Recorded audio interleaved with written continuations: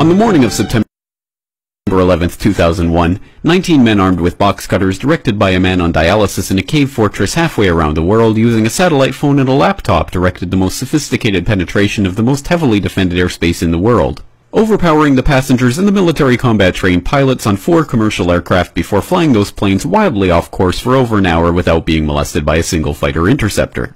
These 19 hijackers, devout religious fundamentalists who like to drink alcohol, snort cocaine, and live with pink-haired strippers, managed to knock down 3 buildings with 2 planes in New York, while in Washington a pilot who couldn't handle a single-engine Cessna was able to fly a 757 in an 8,000-foot descending 270-degree corkscrew turn to come exactly level with the ground, hitting the Pentagon and the Budget Analyst Office, where DoD staffers were working on the mystery of the $2.3 trillion that Defense Secretary Donald Rumsfeld had announced missing from the Pentagon's coffers in a press conference the day before, on September 10th, 2001.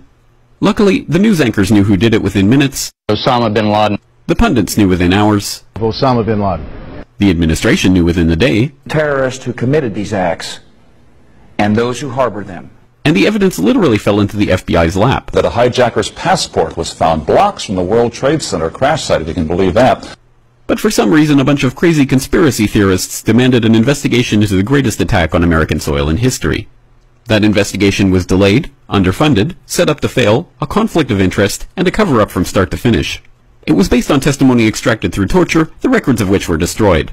It failed to mention the existence of WTC-7, Able Danger, P-TECH, Sibel Edmonds, OBL and the CIA, and the drills of hijacked aircraft being flown into buildings that were being simulated at the precise same time that those events were actually happening. It was lied to by the Pentagon, the CIA, the Bush administration, and as for Bush and Cheney, well, no one knows what they told it because they testified in secret, off the record, not under oath, and behind closed doors. It didn't bother to look at who funded the attacks because that question is ultimately of little practical significance.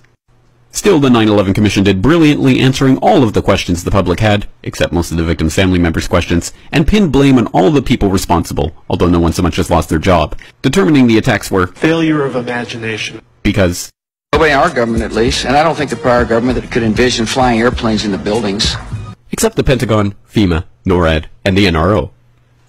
The DIA destroyed 2.5 terabytes of data on Able Danger, but that's okay because it probably wasn't important. The SEC destroyed their records on the investigation into the insider trading before the attacks, but that's okay because destroying the records of the largest investigation in SEC history is just part of routine record keeping.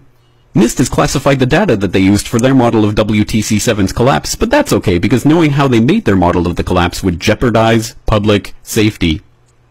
The FBI has argued that all material related to their investigation of 9/11 should be kept secret from the public, but that's okay because the FBI probably has nothing to hide.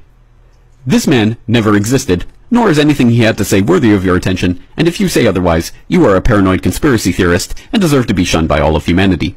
Likewise him, and her. And her, and her, and him. Osama bin Laden lived in a cave fortress in the hills of Afghanistan, but somehow got away. Then he was hiding out in Tora Bora, but somehow got away. Then he lived in Abbottabad for years, taunting the most comprehensive intelligence dragnet, employing the most sophisticated technology in the history of the world for a decade, releasing video after video with complete impunity and getting younger and younger as he did so, before finally being found in a daring SEAL team raid which wasn't recorded on video, in which he didn't resist or use his wife as a human shield, and in which these crack Special Forces operatives panicked and killed this unarmed man, supposedly the best source of intelligence about those dastardly terrorists on the entire planet. Then they dumped his body in the ocean before telling anyone about it. Then a couple dozen of that team's members died in a helicopter crash in Afghanistan.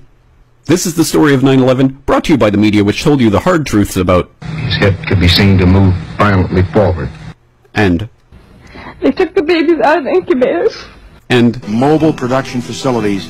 And the rescue of Jessica Lynch. If you have any questions about this story, you are a batshit paranoid tinfoil dog-abusing baby hater and will be reviled by everyone.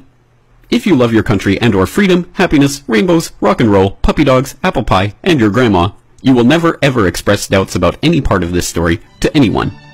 Ever.